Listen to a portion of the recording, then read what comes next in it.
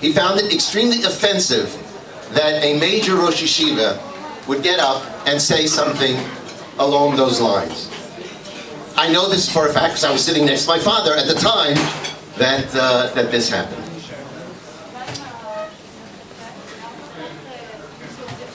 He came to the United States alone. Well, not alone exactly, because his parents were there.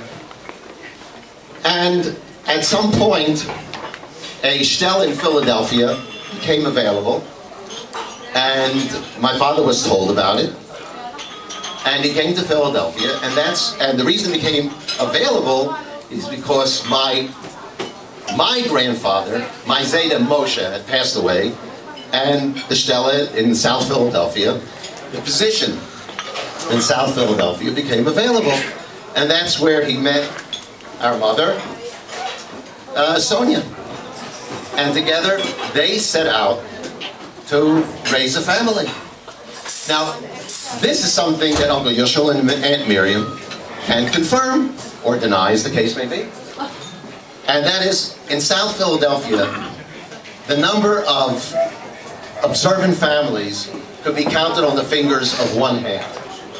They basically did not exist. And Aunt Miriam and Uncle Maishel each have their own stories, and I have mine. When we were growing up, none of my friends were observant. And when after school I would come home and eat, and I go out and play with them in the street, and they say, Maishel, they called me, Maishel, we're going to go to the movies. And I would say, Saturday I can't go to the movies. He said, we'll pay for you. It's a double feature with a cartoon and a newsreel. And it was those types of pituyim that we were all exposed to all the time. And Baruch Hashem, all five of us turned out to be observant Jews. And we could say that there are other families that did not have that success. Because for my parents, chinuch, training, was the prime goal of their lives. That was what they dedicated themselves to. And they did this at great sacrifice. I don't even know if my siblings know this. They may. It's maybe part of the family history. At the age of 11, my parents decided it was time for me to go to yeshiva. I thought they would just want to get rid of me. But maybe they did. That too.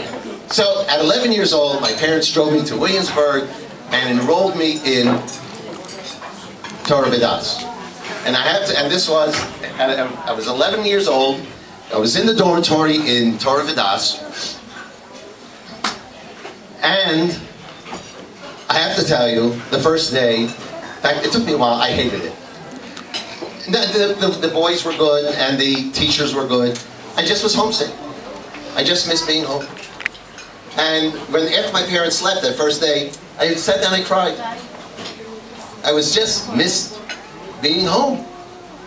Anyway, so I got over that, and I went to Mincha, then to Marv, and they put me into a shir, and we had a night seder. The next day, I'm sitting at lunch, and my father shows up. And, I was so happy. I said, Daddy, what are you doing here? I said, I just want to see how you're doing and everything. Okay, good. So we stayed for a while, and I felt very good about that. Then, of course, he left and went back to Philadelphia. It was only years later that I found out that my mother told me, says, you know, Daddy couldn't sleep at home. 3 days. He missed me. 3 days. What's that? 3 days. But he came back the next day. He didn't come back the day after that. If he missed me so much, why isn't he coming in? He got over quickly. He got over it. Anyway, so he did come back. At that time, you know, my children would come, when they went up to yeshiva, they were a little bit older, and they would come home either every other week. I would get a chance to go home about once a month when I got home. You have to schlep to Port Authority, get a bus, and go to Philadelphia. And then schlep back to Port Authority, go back to yeshiva. But about once a month, we would get to go home. And for our parents, that was the most important thing, that seeing that Yoshel, the twins, Shalamis, they all received an education that was appropriate for them.